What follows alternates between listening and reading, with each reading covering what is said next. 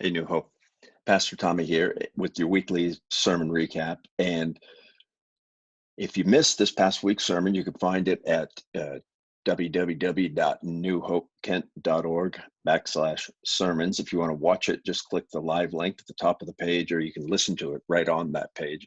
And basically, we looked at Luke chapter 24, verses 13 through 35, and it was Jesus' resurrection appearance to a man named Cleopas and an unknown disciple. And if you remember, they were walking from Jerusalem to Emmaus after the crucifixion of Jesus, and they were just downcast and they were arguing about it and talking about it. And Jesus comes up and says, "What are you guys talking about?" And they give him this gloomy answer.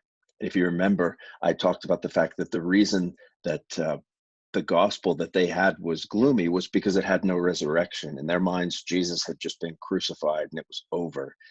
And what Jesus does is he points them to the Bible. In other words, he says the reason you're so gloomy maybe is not because Jesus was crucified, but because you don't understand the Bible. Didn't the Bible say that the Messiah must suffer and then be raised?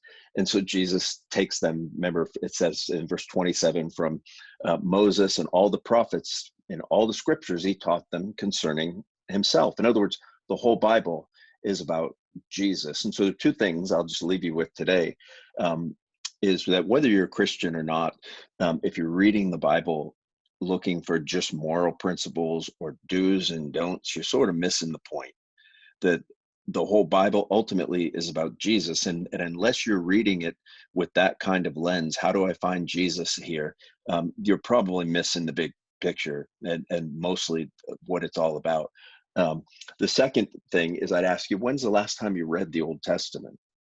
You see, we tend to just think about the New Testament when we think about Jesus, but the fact is this, that you can know Jesus without reading the Old Testament. You just can't know him well.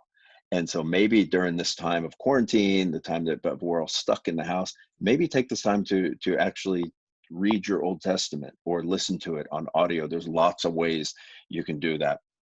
Finally, I closed the sermon, if you remember. If you didn't, I closed it by talking about the movie E.T., how E.T. actually is a great picture of how important the resurrection of Jesus is.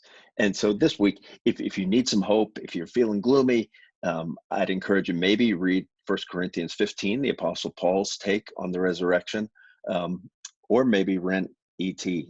and watch it again. You'll be surprised at how closely it aligns with the gospel. It's not the gospel, the Bible is, but it's a great picture. So have a good week. Hang in there. I know you feel cooped up because I certainly do. And I look forward to when we all will get together. Amen.